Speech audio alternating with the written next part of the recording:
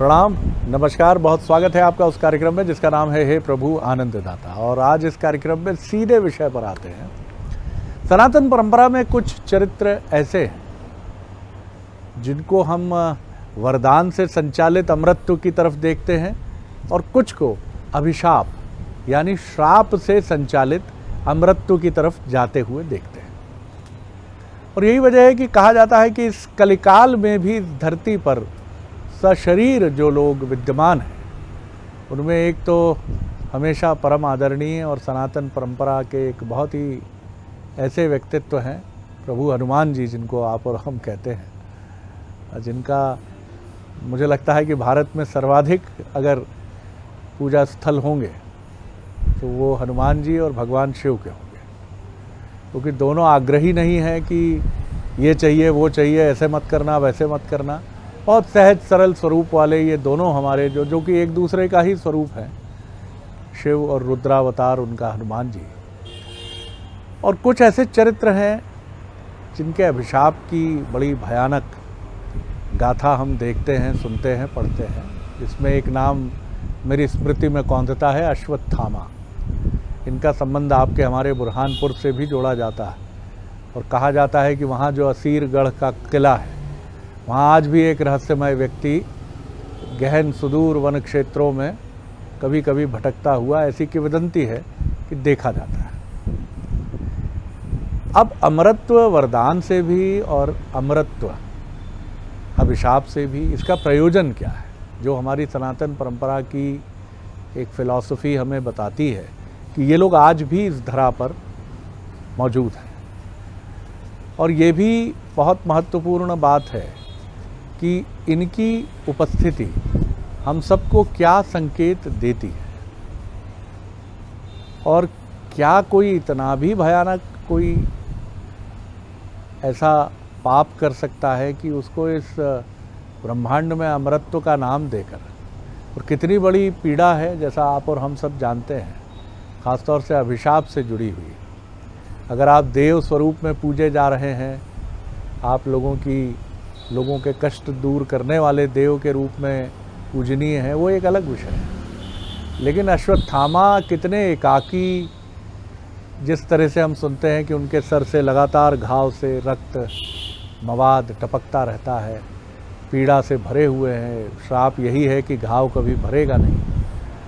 तो इससे बड़ा कष्ट और क्या हो सकता है। लेकिन इसके प्रयोजन क्या है और ये गाथाएं हमें क्या संदेश देती हैं, आज इस पर हम चर्चा करेंगे। तो चलिए सीधे रुख करते हैं हमारे विद्वान वक्ता, भगवद गीता के अध्येता, मानस मर्मज्ञ डॉक्टर सुरेंद्र बिहारी गोस्वामी जी की तरफ। प्रणाम कर रहा हूँ गोस्वामी जी। आज ये थोड़ा अलग तरह का विषय आपके समक्ष है। आपने आज वरदान और शाप दोनों से अमृत को जोड़कर मुझे बड़ा अचंभित भी कर दिया और मैं खुश भी हो गया जी। शाप का अजर अमर होना वरदान की अनुभूति ही है। श्रीमद् भागवत में एक सुंदर प्रकरण का वर्णन है महात्मा में। वहाँ भक्ति ज्ञान और वैराग्य को जीवंत बताया गया है। अच्छा। उनके स्वरूप को जीवंत कर दिया है जी। उन्होंने बताया है कि कैसे भक्ति जो है यमुना के तट पर लेट बैठी हुई अपने दो वृद्ध पुत्रों को लेकर के विलाप कर रही है। नारद के पूछने पर वो बताती है मेरे दोनों वृद्ध पुत्र हैं। फिर वो भागवत की कथा सुनकर और भागवती चेतना का संस्कारण करके भक्ति के प्रताप से वो युवा हो जाते हैं। अर्थात ज्ञान वैराग्य और भक्ति भी जो है एक जीवंत स्वरूप में है और वो भी अजर अमर हैं। तभी तो उनका आश्रय लेने के कारण अजर अमर गुण निधिसित होहु और करहु बहुत रघुनायक छोहु। भक्ति का आश्रय लेकर, वैराग्य का आश्रय लेकर, ज्ञान का आश्रय लेकर परमात्मा शिव अपने स्वरूप से अजर अमर बने हुए हैं श्री हनुमान जी के रूप में। वो भी वरदान की एक प्रक्रिया है। विभीषण हुए हैं, वो भी भक्ति का आश्रय लेकर अजर अमर हैं, अनादि हैं, अखंड हैं। कृपाचार्य हैं, वो भी भक्ति का आश्रय लेकर परमात्मा का आश्रय लेकर हैं।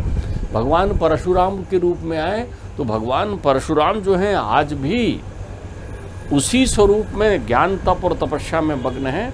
उन्होंने भी जो है अपना अनंत जीवन जो है समर्पित कर रखा है संसार की सेवा के लिए। ऐसे अनेकों अनेक लोग हैं जिनके शरीर अमर हैं। और तो और हमारे यहाँ ये भी प्रकरण वर्णित है कि ध्रुव को जो है वो अजर अमर होने का वरदान देकर गए परमात्मा।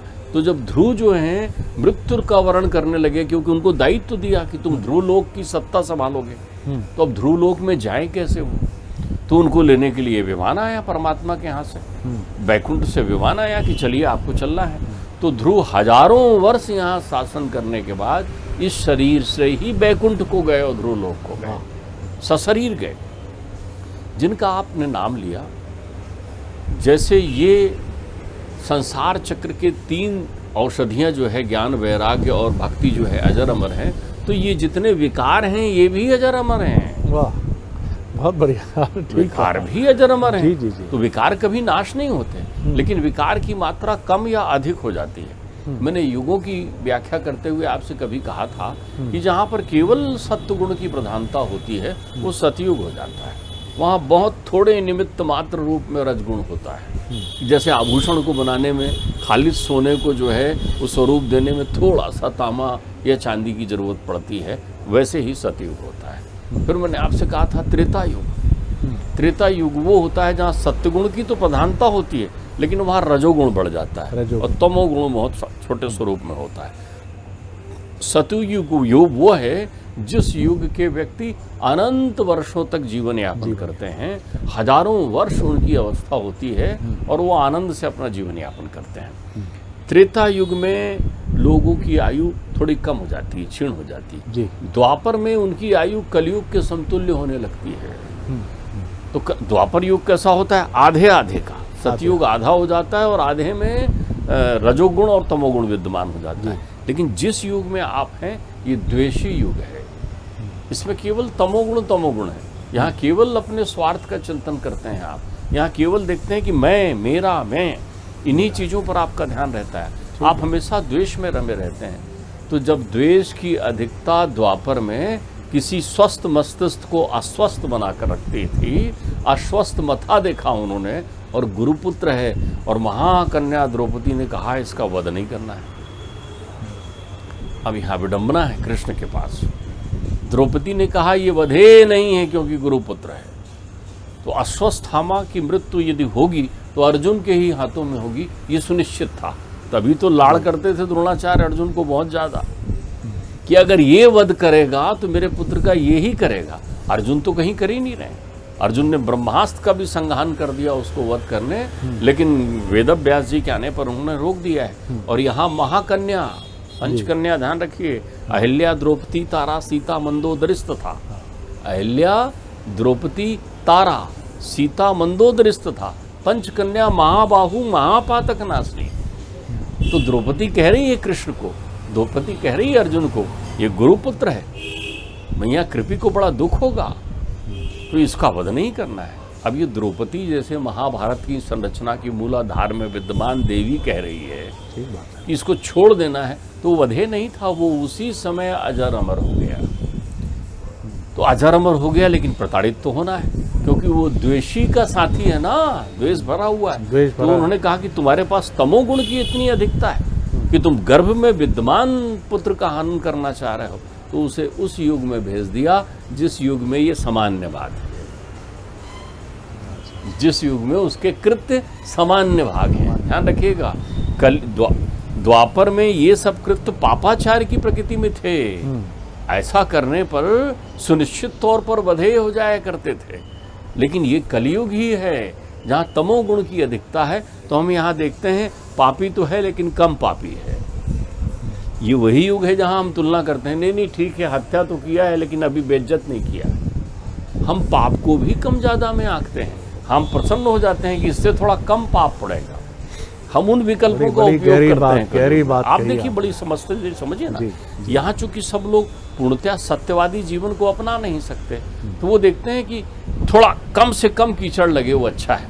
वो देखते हैं तुम्हारे में ज़्यादा कीचड़ लगा है, मेरे में कम कीचड़ लगा है। वो जानते हैं, वो मानते हैं, वो समझते हैं कि मैं गलत कर रहा हूँ, तब भी वो कहते हैं नहीं मैं कम गलत कर रहा हूँ। बहुत अद्भुत व्याख्या। तो उन्होंने, ये कलयुग है, हाँ, कलयुग ये की यही कलयुग। प्रवृत्ति रहेगी, आपको इसमें ही संतोष करके रख देंगे कलयुग में। कलयुग में आप अपने कर्मों के विभाजन में कहेंगे चलो ठीक है, पुण्य मिले ना मिले पाप तो नहीं पड़ाना, मतलब आप पुण्य पथ पर नहीं चलना चाहेंगे, शुभ कर्म नहीं करना चाहेंगे, अशुभ कर्म करेंगे तो कम से कम करेंगे। तभी तो यहाँ लोगों ने क्या कहा, मैं साहब फलाने दिन जो है मद्यपान नहीं करता, मैं फला दिन झूठ नहीं बोलता, मैं इतने दिन मौन रहता हूँ, मैं 9 दिन का उपवास करता हूँ। ये हमने अपने लिए अपने हिसाब से बना लिया है, अपनी सृष्टि बना ली है। तो इनको इनकी बनाई सृष्टि पर भेज दिया। इसमें केवल गुरु कृपा है। वो एक ऐसे महान पिता के पुत्र थे तो उनको श्राप भी वरदान की तरह मिल गया। लेकिन चूंकि जीवन में भ्रम रहा ना उनके, तो उनको सजा ये मिली कि अब भ्रम है तो भ्रमण करो। कहाँ भ्रमण करो? जहाँ द्वेष ही द्वेष है, जहाँ कलुषित लोग ही लोग हैं, जहाँ विषय नित्य ही करते हैं, तुम वहाँ जाओ। लेकिन उन्होंने पथ कौन सा लिया है? आप देखिए वो कहाँ दिखते हैं, वो मैया शारदा के मंदिर में दिखते हैं लोगों को, आल्हा उदल के साथ दिखते हैं लोगों को। आप देखिए किन स्थानों में दिखते हैं, वो कहीं शिव की पूजा करने जाने दिखते हैं, वो कहीं उन शुचितापूर्ण स्थानों में दिखते हैं। अश्वत्थामा के बारे में तो ये भी चर्चा है कि अनेकों अनेक वादियों, पहाड़ों और जंगल झाड़ियों में उन लोगों से संवाद भी किया है। बहुत सारे लोग इसको बड़ी सहजता से बताते हैं। आप ध्यान रखिए, कभी भी इन बातों के, चूँकि हमारे अंतर्मन में विश्वास का वो संबल नहीं है, मैं आपको एक जीवंतता की बात बताऊं, परम सत्य बात है, मैं किसी के मन में भ्रम नहीं देना चाहता। मैं गांव में अपने बचपन में अपने गांव में जीवन यापन हुआ है मेरा, तो वहाँ एक जो दूध वाला है वो पड़ोस के गांव से दूध लेकर आता था। सवेरे भी दूध लेकर आता था और शाम को भी दूध लेकर आता था। शाम को आते ही कहता था, साहब जरा जल्दी वो खाली करके दे दीजिए, मुझे जाना है, वो रास्ते में मुझे फलाने मिलता है आदमी, उसको बीड़ी पिलाना पड़ता है। तो वो रोज कहे। एक दिन पिताश्री ने पूछा कि अरे तेरे को कौन मिलता है जिसको बीड़ी पिलाना पड़ता है तुझे, और तू क्यों इतनी जल्दी में जाता है, घबराया हुआ सा रहता है? अरे बोले साहब दिन ढल जाने के बाद वो फलाने का दमान मुझे मिलता है जो सुसाइड करके वहाँ मर गया। वो खड़ा रहता है बीड़ी पीने के लिए मेरे पास, वहाँ जो भी रात के अंधेरे में निकलता है वो खड़ा हो जाता है मांगने के लिए। अब देखिए ये बातें, मैं 50 साल पहले की बात का चिंतन कर रहा हूँ आपसे, 55 साल पहले की बात का। तब इस बात को लोग यथार्थ में सुन लिया करते थे और उतनी ही सहजता से ले लिया करते थे। तो जब तक आप सहज थे, ये अदृश्य मायाएं आपके आसपास ही विद्यमान रहा करती थी। तभी तो बना हुआ था, अरे कभी डर लगे तो ये नाम लेना, हनुमान जी आ जाएंगे। लोग नहीं मानते थे, तुलसी बाबा मान गए तो हनुमान जी आ गए उनके पास में, उनसे मिलने आ गए, उनको मिलाने आ गए। तो ये तो आपके ऊपर है कि आप कितनी अंतरंगता से इस बात को स्वीकार करते हैं। आप विश्वासी बने रहिए, अंधविश्वासी मत बनिए। लेकिन आपका विश्वास उस चरम पर पहुंचे तो जब आपके जीवन में, उनके जीवन में द्वेषता हुई तो उन्हें शापित हो गए। अब सवाल ये, हमें सब यही ध्यान है, वो ध्यान नहीं है जो हैं। हमारे यहाँ श्रीमद् भागवत में भी इसका वर्णन है, अन्य पुराणों में भी, महाभारत में भी और दूसरे पुराणों में भी वर्णन है। यहाँ पर सृष्टि के अंतर्गत एक कल्प ग्राम की व्यवस्था की गई। ये सारे लोग उस कल्प ग्राम में रहते हैं। आपको याद होगा मत्स्यावतार में सारे सप्तऋषियों और जड़मूल को लेकर के और अथाह जल के समुद्र में जो है वो नाव में रख करके सत्यव्रत राजा को जो है वो 7 दिन तक के भ्रमण करना पड़ा था। जब तक कि पृथ्वी जो है वो लयता में प्राप्त हो गई थी, तब तक के वो भ्रमण करते रहे थे ताकि वो बीजारोपण किया जा सके। वैसे ही हर युग का कोई न कोई व्यक्ति अपने जीवन को, परमात्मा ने कहा नहीं रह यहाँ। हम लोगों से कहते हैं ना शतायु भव, फिर एक बात और कहते हैं जो भूल जाते हैं, तुम युगो जियो भैया, लाखों साल जियो, करोड़ों साल जियो, ये भी कह देते हैं मन से। उन लोगों ने यथार्थ में ऐसा वरदान दे दिया, उन्होंने यथार्थ में ऐसा श्राप दे दिया कि जाओ युग युगांतर तक तुम्हें बहुत मृत्यु लोक भाया है, मृत्यु लोक में ही बने रहो। तो युग युगांतर, तो ये सारे लोग कल्प ग्राम में रहते हैं। हिमालय में किसी अज्ञात स्थल में उन्होंने उसका केंद्र बिंदु बद्री विशाल को बताया है, जहाँ बद्रीवन है उसके प्रवेश में कहीं कल्प ग्राम है। वो कल्प ग्राम अदृश्य भाव में स्थित है। वहाँ सारे ये अजर अमर वाले प्रतिनिधि रहते हैं। मनु तो मनवंतर तक रहते हैं ना, मनु तो मनवंतर तक रहते हैं, ध्यान रखिएगा। तो पूरा मनवंतर जब तक बीतता है तब तक मनु रहते हैं, और आगामी मनु सशरीर तपस्या में रत रहते हैं। सुतल लोक में राजा बलि बैठे हुए हैं, अगले इंद्र आपके। सुंदर विश्वकर्मा ने नगर बनाया है सुतल लोक में बलि विद्यमान है। वही विवर जिसको विज्ञान अब ढूंढने का प्रयत्न करता है, वो कहता है अथाह पृथ्वी के नीचे कुछ मिला है, कहीं जाने का रास्ता दिख रहा है, कहीं विवर दिख रहा है। आप भूल रहे हैं 3/4 हिस्से में जलमग्न पृथ्वी और 1/4 हिस्से में धरा में आप विद्यमान हैं, तो 3/4 में कौन है? आपने तो केवल जल की परिकल्पना कर ली है, अनेकों लोकालोक है। तो अश्वत्थामा का प्रायश्चित इतना लंबा था कि उसके प्रायश्चित के लिए एक युग पर्याप्त नहीं था। उन्होंने वो कृत्य किया था जिसके लिए एक युग पर्याप्त नहीं था, तो शापित जीवन के लिए युग युगांतर का शाप उनको दे दिया। तो अब उनके जीवन में तपश्चर्या बहुत आ गई। अश्वत्थामा तपश्चर्या में अपना जीवन व्यतीत कर रहे हैं। उनकी चूंकि वो दिव्य, जो उन्होंने बालपन से जब उनका जन्म हुआ था तब दिव्य मणि उनके मस्तक पर थी।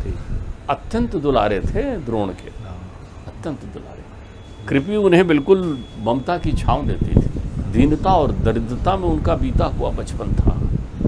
कृपाचार्य जैसे मामा थे उनके वहाँ पर। तो इन सब के दुलार ने उनको एक ऐसे स्वरूप में दिया था कि वो अडिग हो गए थे। कृपाचार्य से ज़्यादा, अपने अश्वत्थामा से ज़्यादा पराक्रमी महाभारत में कोई दूसरा नहीं था। कृपाचार्य में द्रोणाचार्य ने वो क्षमता दी थी कि वो चाहते तो स्वयं महाभारत का युद्ध समाप्त कर सकते थे। वहाँ सब कंजूसी से अपने वेग का उपयोग किया। जैसे मैंने अभी आपसे कहा था ना, थोड़ा कम पाप, थोड़ा कम पाप, वो वेग से साधे रहे। लेकिन हर व्यक्ति वाणी से सत्य था, वचन से सत्य था। तो उन्होंने दुर्योधन से इनके कुल को जड़मूल से नाश का उस समय वचन दे दिया था जब मित्र के प्राण जा रहे थे। ध्यान रखिएगा, शाप में वरदान भी है। अपने मित्र के आन बान शान की रक्षा के लिए उन्होंने अपनी तपश्चर्या वो की। परमात्मा मनदर्शी है, भीतर देखता है। तो परमात्मा ने कहा भाई ठीक है, तूने अपने मित्र के लिए इतना काम किया, तो ले अजर अमर हो जा, अनादि हो जा, अखंड हो जा, लेकिन तू घूम। तो उनका भ्रमण करना। दूसरा, श्राप हमें प्रेरित करता है। ये वो सृजनशील श्राप हैं जो हमें प्रेरित करते हैं। आप ध्यान रखिए, जब सब काम हो गया तो परमात्मा के पास सारे देवता आए द्वापर में। उनसे कहा परमात्मा अब तो सब काम हो गया, आपने तो अपनी महाभारत युद्ध भी कर दिया। जो दैत्य छुप करके मनुष्य रूप धारण करके आए थे, राजा महाराजा बनकर आए थे, सबको विनष्ट कर दिया। पृथ्वी में अब परम शांति हो गई। यहाँ अब दुष्ट दलन की प्रक्रिया पूर्ण हो गई, आपका अवतार का प्रयोजन पूर्ण हो गया, चलें। उन्होंने कहा नहीं, अभी रुको, एक प्रयोजन और शेष है। देखो, श्राप के सृजनशील उपयोग को आप समझिए। परमात्मा ने कैसा विधान बनाया।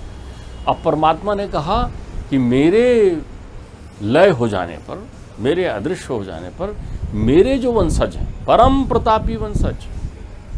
कौन वंशज? यदुकुल, सारे वंशज। प्रद्युम्न बैठे हुए हैं, सांब बैठे हुए हैं, ये सारे के सारे लोग बैठे हुए हैं, बड़े बड़े प्रतापी वो बैठे हैं। तो बोले ये सारे लोग जो हैं अनाचारी, अत्याचारी हो जाएंगे। इसलिए नहीं कि ऐसे हैं ये, जब युग बदलेगा और तमोगुणी व्यवस्था आएगी तो इनके चित्त में परिवर्तन हो जाएगा। और ये वैसे अजर अमर स्वभाव के हैं, इनको कौन वध करेगा? काल भी इनके साथ युद्ध करने के लिए, दो हाथ करने के लिए सोचेगा। तो परमात्मा ने लीला रची। तब परमात्मा की लीला से उस समय पुण्य क्षेत्र में द्वारिका के पास सारे प्रकार के ऋषि मुनि आए, और उनमें से एक ऋषि ने यदुकुल के विनष्टि का शाप दे दिया। शाप, अब इसमें सृजन है। शाप और वरदान दोनों ही परमात्मा की इच्छा पर निर्भर होता है। जब परमात्मा किसी को शापित करते हैं तो भी वरदान होता है। रुद्र के गणों को शाप दे रहे हैं नारद जी, तो भी उसमें वरदान नहीं थे, क्योंकि तभी तो रावण और कुंभकर्ण का प्रकाट्य होगा, तभी तो वो रावण और कुंभकर्ण बनकर आएंगे। जब वो परमात्मा को शाप दे रहे हैं कि जाओ तुम मनुष्य कुल में अवतार लो और तुम्हारी भी स्त्री का हरण हो और तुम भी संताप झेल कर आओ, तब वहाँ पर भी तो कल्याणकारी प्रक्रिया निर्धारित है। नहीं तो राम नहीं आते, परमात्मा राम स्वरूप में, तो कैसे जगत की सृष्टि होती, कल्याण होती। तो हमारे यहाँ प्रत्येक तत्व, इसलिए प्रकृति का कण कण जो कुछ भी है संसार में, कोई भी चीज़ अयोग्य नहीं है, कोई भी चीज़ निरर्थक नहीं है। ये आपकी दृष्टि पर निर्भर करता है। बहुत सुंदर बात है, अद्भुत बात है ये। देखिए गोस्वामी जी ने कितनी सहजता से उस रहस्य को समझाया है हमें, जिसको आज वैज्ञानिक एब्सोल्यूट ट्रुथ के तौर पर देखते हैं कि प्रकृति का कण कण भी एक किसी उद्देश्य विशेष के लिए निर्मित है, और उसमें अगर आपने कोई भी गड़बड़ी की तो वो गड़बड़ी आपको भारी पड़ती है, लेकिन वो आपको चेताती अधिक है। और यहाँ मैं समझ पाया कि श्राप और वरदान एक ही सिक्के के दो पहलू हैं। उत्तराखंड में एक भयावह त्रासदी आती है। एक विशाल पत्थर भगवान केदारनाथ के पीछे अंगद के पैर की तरह जमकर नदी के वेग को परिवर्तित कर देता है। मंदिर सुरक्षित होता है। सैकड़ों लोग इस त्रासदी में काल कवलित होते हैं, लेकिन ये त्रासदी हमें बताती है कि चेत जा मनुष्य है अभिशाप, श्राप कह लीजिए आप इसको, प्रकृति का श्राप है ये। लेकिन ये श्राप एक नए सृजन की तरफ ले जाने के लिए है कि छोड़ो कल की बातें भैया, बहुत तुमने नष्ट कर लिया। और ये मैंने बताया है, छोटा सा आपको ट्रेलर दिखाया है कि मेरा रौद्र रूप इतने सूक्ष्मांश में भी आपके किस तरह से आपको तिनके की तरह उड़ा सकता है, लेकिन हम समझ नहीं पाते ये चीज़ें। जी गोस्वामी, देखिए मैं आपको बताऊं, शाप जो सृजनशीलता का प्रतीक है जी, जिसमें कहीं न कहीं एक गर्भित निर्माण की प्रक्रिया शामिल होती है। शाप शिक्षा का अनुशासनात्मक रूप है, दंडात्मक रूप है, ध्यान रखिएगा, एक दंडात्मक स्वरूप शिक्षा का। जैसे किसी को हम दो छड़ी लगाएं तो आज चौंक जाएगा आदमी, क्यों मार रहे हैं भाई, उसको क्यों मार रहे हैं। तो आप किसी को प्रत्यक्षता नहीं मार सकते, तो आपने उसको मार भी पड़े और सृजनशीलता भी बनी रहे, तो शाप की प्रक्रिया वहाँ उद्धृत हुई। अब आप देखिए, अर्जुन गए भ्रमण करने के लिए, अच्छे तप के प्रभाव से वो इंद्रलोक में पहुंच जाते हैं। इंद्रलोक में इंद्र का सत्संग करते हैं, देवत्व प्राप्त करते हैं, वहाँ सारे दिव्यास्त्र प्राप्त करते हैं। महाभारत में वर्णित है ये प्रक्रिया। अब वहाँ उर्वशी आकर्षित हो जाती है, उर्वशी आकर्षित हो जाती है अर्जुन के प्रति। अर्जुन उनसे क्षमा मांगकर कहते हैं, आप तो देवलोक की हैं, मैं आपके प्रति मात्र दृष्टि रखता हूँ। उर्वशी जैसी अप्सरा, अप्सरा का अर्थ ध्यान रखिए, समुद्र मंथन से प्रकट हैं ये देवत्व तो रखते हैं अपने पास में, देवतुल्य हैं ये। तो आप वो स्थापित करती है कि जाओ तुम भी स्त्रीत्व को प्राप्त हो जाओ 1 वर्ष के लिए, स्त्रीत्व को, और उस शाप में सुधार करती हैं। ऐसा जब तुम चाहो तब, ऐसा जब तुम चाहो तब। तो अज्ञातवास के समय में वृहन लला का उनका स्वरूप उसी श्राप के कारण ही होता है। तो ये शाप वरदान है। तो आप ध्यान रखिए, ये जो अश्वस्थामा है, अस्वस्थ बताते अश्वस्थामा, उनकी मति को स्वस्थ, उनको तप का वरदान प्राप्त हुआ है। जिसके जीवन में बहुत सारे लोग कहते हैं मेरा जीवन बड़ा शापित है, बड़ा कष्ट है मेरे जीवन में, वो अपने आप शब्द लगा लेते हैं। शापित जीवन ऐसा नहीं होता, आपके जीवन में तप बहुत आ गया है। तप और शाप में अंतर है, ध्यान रखिए। बिल्कुल ठीक बात। तो अगर आपके जीवन में तपश्चर्या आ गई है या आप उसे शापित मान रहे हैं, तो आप तप करिए। तप करिए तो आनंद से करिए, वही आनंद से जिस आनंद से अश्वस्थामा अपने शीश में, माथे में लगाकर बहते हुए रक्त के साथ परमात्मा का चिंतन करते हुए भ्रमण कर रहे हैं। देखिए, इसको समझिए, जीवन में आप में से हमें बहुत सारे लोग हैं जो अपने जीवन से किन्हीं कारणों से एक किस्म का संतोष लेकर चलते हैं, और कई लोग तो पीड़ा में ये भी कहते हैं पता नहीं किसका श्राप है, कुल में कभी किसी ने कुछ क्या किया होगा, भैया हमको तो याद आता नहीं। लेकिन कोई पनपता ही नहीं साहब हमारे यहाँ, कुछ घटनाएं ठीक से घटती ही नहीं हमारे यहाँ। और यही वजह है कि हम उस सच्चाई को नहीं देख पाते। आज जो गोस्वामी जी ने कहा, दरअसल कष्ट या श्राप या अभिशाप, पीड़ा, तकलीफ सृजन के दरवाजे पर हमें ले जाने के लिए, एक नव निर्माण की तरफ हमें ले जाने के लिए। और ये नव निर्माण इसलिए है कि कुछ त्रुटियां, कुछ क्लेश, कुछ हमारे भीतर ऐसा अभिशप्त है जिसका पूरी तरह से उपचार इसी अभिशाप से, इसी कष्ट से, इसी दारुण दुख से ही संभव है। इसीलिए जिसे हम अभी दारुण दुख या कष्ट मान रहे हैं, दरअसल ये हमारे नव जीवन की शुरुआत है। इसको समझना आसान नहीं है, लेकिन फिर भी हम जब इतना समझ सकते हैं इन गाथाओं से जिनको आज हमने सुना है, और आज गोस्वामी जी ने एक और घटना का जिक्र किया है 50 वर्ष पुरानी, जो कहीं भूत प्रेत की तरफ इशारा करती है। बहुत सारे लोग इससे असहमत होंगे और ऐसा होना उनका अधिकार है, लेकिन सनातन परंपरा में इस पर क्या कुछ कहा गया है, कभी आगे के किसी एपिसोड में हम इस योनि पर भी ज़रूर बात करना चाहेंगे कि जिस पर अब तक सैकड़ों की संख्या में फिल्में बन चुकी हैं। फिल्म और वेब सीरीज़ और उपन्यास सीरीज़ की पूरी श्रृंखला है। आखिर उसकी सच्चाई है क्या?